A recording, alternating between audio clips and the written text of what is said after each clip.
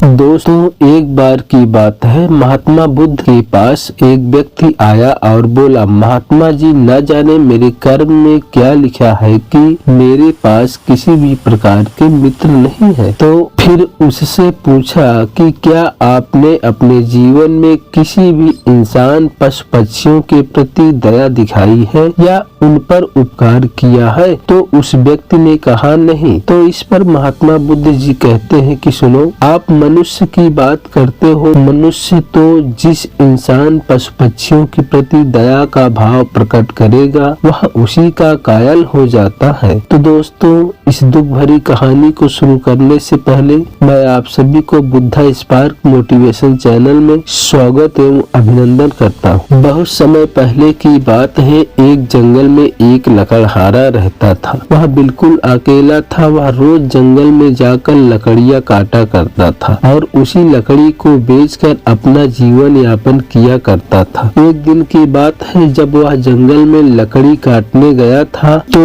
उसे जंगल में एक घायल तोते की आवाज सुनाई पड़ी। दरअसल तोता एक कटीली झाड़ियों में फंसा हुआ था। लकड़हारे ने तोते को इस हालत में देखकर उसे दया आ गई। लकड़हारे ने बड़े प्यार से तोते को कटीली झाड़ियों से निकाला। तोता दर्द के मारे कराह रहा था। लकड़हारे ने पहले तो तोते के शरीर में चुभे हुए कांटे निकाले और फिर अपने खाने में से रोटी का एक टुकड़ा उसे खाने के लिए दिया। तोते ने थोड़ा सा ही खाया और कुछ यूं ही छोड़ दिया। लकड़हारे ने तोते के दर्द को देखकर लकड़ी काटने का विचार त्याग दिया और तोते को लेकर अपने घर चल दिया। घर आने के बाद उसने तोते के जख्मों पर जड़ी बूटियों से बनी दवाइयाँ तोते के घाव पर लगाया। कई दिनों तक उपचार किया। तोते के ठीक होने के बाद तोते को एक लकड़ी के पिंजरे में बंद कर दिया।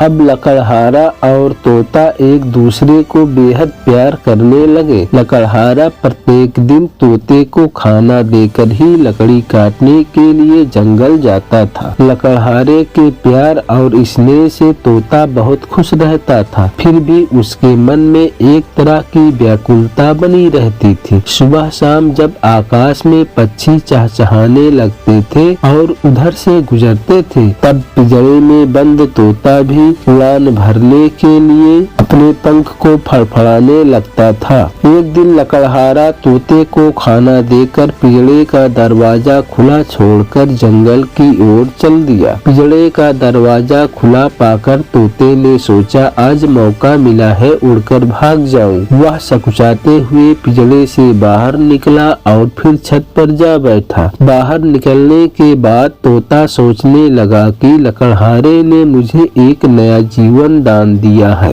और इस तरह से भागना ठीक नहीं है। और फिर तोता सोचने लगा, मेरे पंख रहते पिंजरे में बंद रहना भी बुद्धिमानी नहीं है। बहुत कुछ सोचने के बाद वह इस निष्कर्ष पर पहुंचा कि आजादी हमारा जन्म सिद्ध अधिकार है। मैं स्वतंत्र आकाश में विचरण करने वाला पक्षी हूँ, तो फिर पिंजरे में बंद क्यों रहूं? और फिर तोता आकाश में उड़ गया। उधर लकड़हारा जब जंगल से लौटकर घर आया तो देखा कि पिंजरे का दरवाजा खुला हुआ था और पिंजरे में तोता नहीं था। मानो उसके होश उड़ गए। वह कुछ देर तक पिंजरे को देखता रहा। उसे ऐसा लग रहा था कि जैसे उसका अपना बेटा उसे छोड़कर भाग गया हो। वह बेचैन सा रहने लगा और कुछ दिनों तक खाना नहीं खाया। दुख में डूबे लकड़हारे को अपने जीवन के लिए लकड़ी तो काटना ही था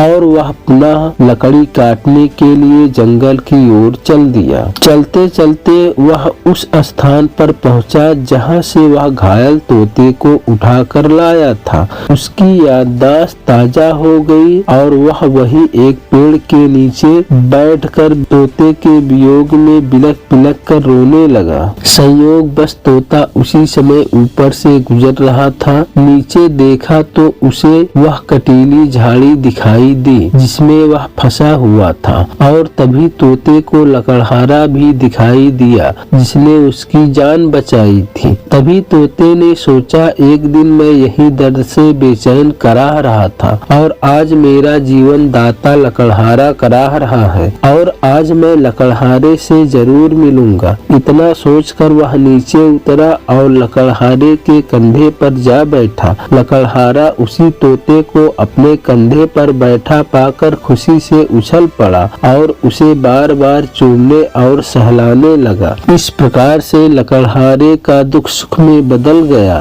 लकड़हारा तोते को लेकर घर पहुंचा। अब लकड़हारा तोते को पिंजरे में बंद करना पसंद नहीं करता था, बल्कि यूं ही उसे छोड़ देता था। दोनों साथ साथ रहते, जहां जाते साथ साथ जाते और जो खाते साथ में खाते, और अब दोनों की जिंदगी खुशी से कटने लगी। तो फिर दोस्तों, इस कहानी से आपको क्या सीख मिली, कृपया हमें कमेंट बॉक्स में जरूर बताना। चैनल को लाइक एवं सब्सक्राइब जरूर करना। धन्यवाद।